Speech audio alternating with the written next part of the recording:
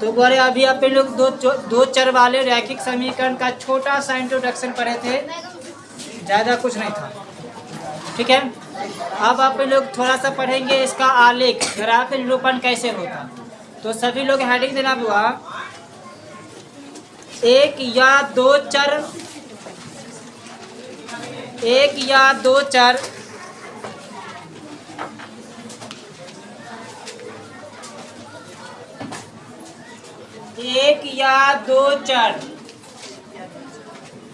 वाले रैखिक समीकरण, एक या दो चर वाले रैखिक समीकरण का लेखा चित्र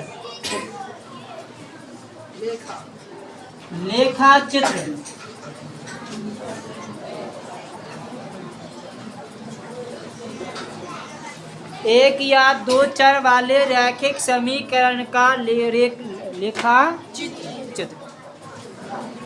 सभी लोग हेडिंग दे दिया, इसको देखे बोलो। चलो बारीकी से सुनना और ध्यानपूर्वक सुनना ताकि क्वेश्चन बनाने में दिक्कत ना हो। ठीक है, यह जो वह बनेगा यह ग्राफ कॉपी पे बनेगा। किससे बनेगा? ग्राफ। इसको बनाने से पहले अपन लोग थोड़ा अक्ष के बारे में जानते हैं, एक्स अक्ष और वाई अक्ष, जिसको वह निर्देशांक ज्यामिति शायद तुम लोग का छठा या सातवां चैप्टर देख लेते हैं, कौन सा चैप्टर है। उसमें बहुत अच्छे से भी बताया जाएगा, पुनः भी बताया जाएगा। निर्देशांक ज्यामिति तुम लोग का 5वां चैप्टर है, जैसे ही चौथा खत्म होगा 5वां में फिर पुनः से बताया जाएगा। अभी बस छोटा सा झलक उसका देखना। तो किसी समतल के समांतर खींची गई रेखा को क्षैतिज रेखा, इसी का दूसरा नाम है एक्स अक्ष, क्षैतिज रेखा या फिर एक्स अक्ष कहते हैं। और क्षैतिज अक्ष के लंबवत खींची गई रेखा को उदर्ग अक्ष या वाई अक्ष। तो ये तो क्षैतिज रेखा, किसी समतल के समांतर खींची गई रेखा को क्षैतिज रेखा अथवा वाई अक्ष एक्स अक्ष, और क्षैतिज अक्ष के लंबवत खींची गई रेखा, क्षैतिज अक्ष के लंबवत खींची गई रेखा को वाई अक्ष कहते हैं। क्या कहते हैं? इसका दूसरा नाम उदर्ग अक्ष, दूसरा नाम क्या हुआ? उदर्ग अक्ष।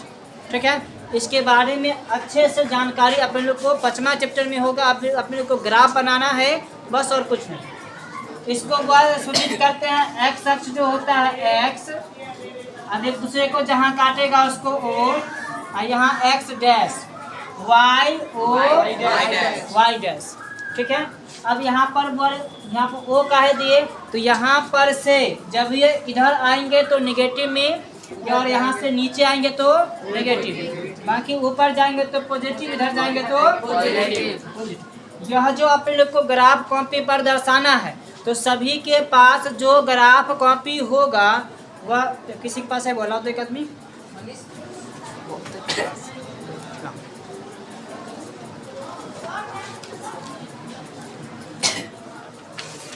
बड़े ग्राफ कॉपी में 3 प्रकार का लाइन दिया जाता है।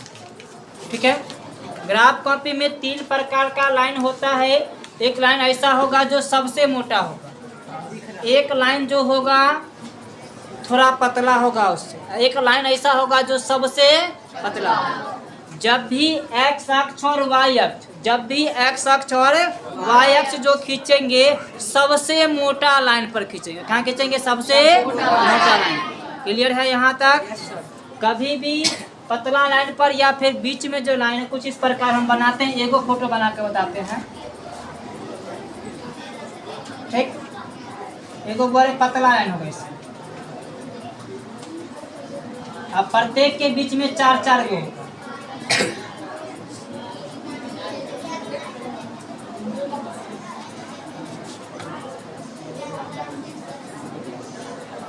ठीक है, प्रत्येक 2 मोटा लाइन के बीच 9 गो रेखा होगा। देखिए मोटा लाइन ये है, किसी के पास यदि ग्राफ कॉपी है तो काउंटिंग कर सकते हो। 1 2 3 4 5 6 7 8 9 10वां लाइन पर मोटा लाइन। मतलब ये कि दो प्रत्येक मोटा लाइन के बीच कितनी लाइन होगी? 9 लाइन होगी, जिसमें से 8 ऐसे लाइन होगी जो सबसे पतला होगा और एक ऐसे लाइन होगा जो ना ज़्यादा मोटा होगा ना ज़्यादा पतला होगा। तो यह जो लाइन होगी वो वाले 5 पर होगी। कितना पर होगा? 5। अगर यहाँ पर 1 देते हैं तो यहाँ पर कितना 1.5 यहाँ पर बुआ, मतलब कि यहाँ से काउंटिंग करोगे 5वां लाइन होगा 1 2 3 4 और ये 5। यहाँ पर से काउंटिंग करेंगे इधर से 1 2 3 4 कोई दिक्कत? तो जब भी पॉइंट में दर्शाना हो जैसे कि 0.5 0.15 नहीं ऐसे करके तो आप लोग दर्शाएंगे यहाँ से यहाँ तक लेंगे 1 और 2 और 0.5 को दर्शाना है तो मतलब क्या आ जाएगा यहाँ पर ना 1.5 दर्शाना है तो यहाँ 2.5 दर्शाना है तो एक फिर मोटा लाइन होगा इसके बीच में जो मध्यम मतलब ना मोटा ना पतला होगा तो वहाँ पर क्या हो जाएगा 2.5। तो आप लोग को ये जो आलेख खींचना है ये वाला कहाँ खींचेंगे बुआ? मोटा लाइन हमेशा मोटा लाइन। दूसरा बात कि स्केल बैठाएंगे और एक बार में खींचेंगे, दोबारा उस पर चलना नहीं चाहिए, ठीक है? जैसे कि स्केल बैठा दिए एक बार सही जगह से बैठाएंगे, लाइन पर ही होनी चाहिए, एक बार पकड़े ऐसे करके खींच दिए, दोबारा भी सोचेंगे ऐसे ऐसे घसते रहे, हाँ फिर वो क्या हो जाएगा बुआ? गलत हो जाए।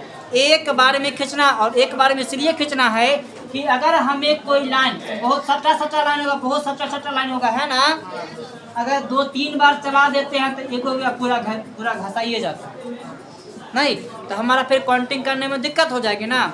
इसीलिए एक बार में खींचना है। साथ में पेंसिल का जो नीब होगा बिल्कुल पतला होना चाहिए। जब ये मोटा लाइन रहेगा देखिए हमरे मार्कर जैसा रहेगा, ठीक है, तो एक बार खींचेगा तो 2-3 को लाइन ऐसे ही तोपा जाए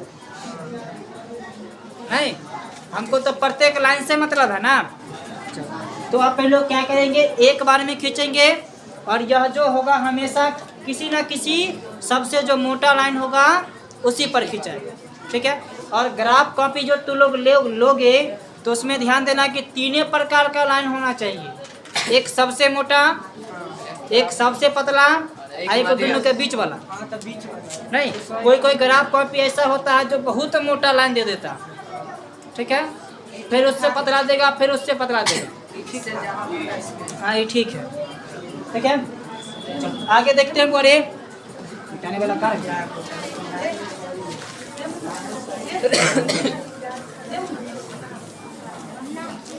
एक्स अक्ष वाई अक्ष कहाँ खींचना है डिसाइड हो गया सभी से? कहाँ खींचना बोलो? हमेशा मोटी लाइन पर खींचना, थोड़ा भी इधर उधर नहीं होना चाहिए, कोई दिक्कत? अब उसका जो नाम लिखना है तो ऐसे लंबवत जो रेखा रहेगा इसका y, नीचे y डैश, इधर बुआ x और h डैश, और यहाँ पर वो दर्शाना अनिवार्य होगा हमेशा, वो दर्शाना हमेशा अनिवार्य होगा। कोई डाउट इसमें? नहीं डाउट है। अब देखते हैं बुआरे यहाँ पर मान कैसे लिखेंगे, तो क्वेश्चन पर डिपेंड करेगा कि अपने लोग मान दिए कैसे हैं, और जैसे मान देंगे उसी हिसाब से। जैसे कि हम हर बार 2, 6, 8, 10 बैठाते हैं तो कोई सम संख्या बैठा रहे हैं ना, तो यहाँ पर मोटा लाइन पर अब एक ये मोटा लाइन पर खींचे हैं, तो अगला ई जो रेखा तनी को देंगे, अंक जो दर्शाएंगे वो भी मोटा लाइन पर, एक मोटा लाइन, फिर दूसरा लाइन मोटा लाइन पर 4, तीसरा मोटा लाइन पर 6, चौथा मोटा लाइन पर, सिर्फ मोटा लाइन पर। आप कहेंगे सर जी जो बीच में उस पर उसको छोड़ देंगे, उसको क्या करेंगे वो आए, यहाँ पर होगा क्या, तो 0 और 2 के ठीक बीच में कौन, 1, 2 और 4 के ठीक बीच में 3 और 4, 6 के ठीक बीच में। ये आप लोग को दिमाग में रखनी, अगर उसका जरूरत पड़ रहा है तो उपयोग कर लेंगे, और नहीं जरूरत पड़ रहा है तो भाग लेंगे, दिक्कत। एक छोटा सा क्वेश्चन हम बनाते हैं, ठीक है, अपने को थोड़ा समझ में आ जाएगा, और विशेष कुछ नहीं है।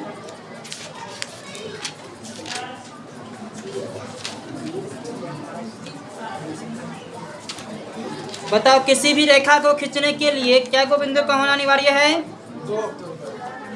किसी भी रेखा को खींचने के लिए कितना बिंदु चाहिए?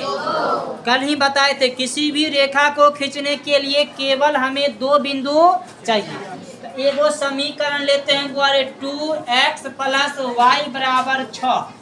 इसका आलेख खींचना 2x + y = 6 का आलेख खींचना। तो बताओ इसका आलेख कैसा होगा? 2 चर वाले रैखिक समीकरण का आलेख कैसा? परवलय नहीं, एक सरल रेखा होता। परवलय द्विघात समीकरण का होता। 2 चर वाले रैखिक समीकरण का आलेख कैसा हुआ? एक सरल रेखा होगी। ठीक है, तो आप लोग इसका जो आलेख बनाएंगे कैसा होगा? एक सरल रेखा, तो कदरों खिंचा सकता। चलो अब बोल आप लोग यहाँ से किसका मान निकाले? x का कि y का? x का निकाले कि y का निकाले? x का निकालते हैं। तो 2x बराबर x का मान निकालना है ना। चलो 2x बराबर 6 - y का लात मार के भगा देंगे उस तरफ। चलो x के बगल में क्या है? उसको ही भगाना है ना, तभी ना होगा। तो x बराबर क्या? 6 - y बटा। कोई दिक्कत?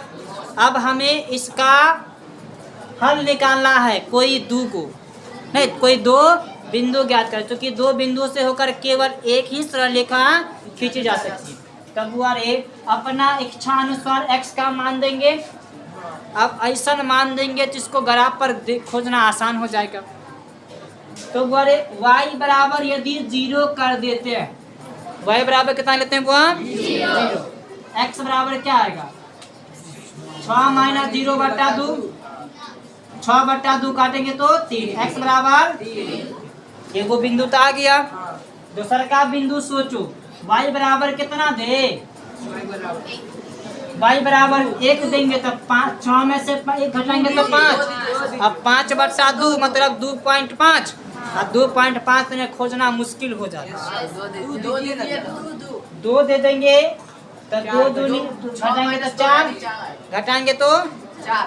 अब बोले y के जगह पर 6 देंगे तो कोई दिक्कत? देखो 0 तो हो जाएगा ना। तो क्या हो जाएगा? x बराबर 6 - 6 बटा 2। x बराबर 0 बटा 2 मतलब कितना? हमारे पास एगो बिंदु आया।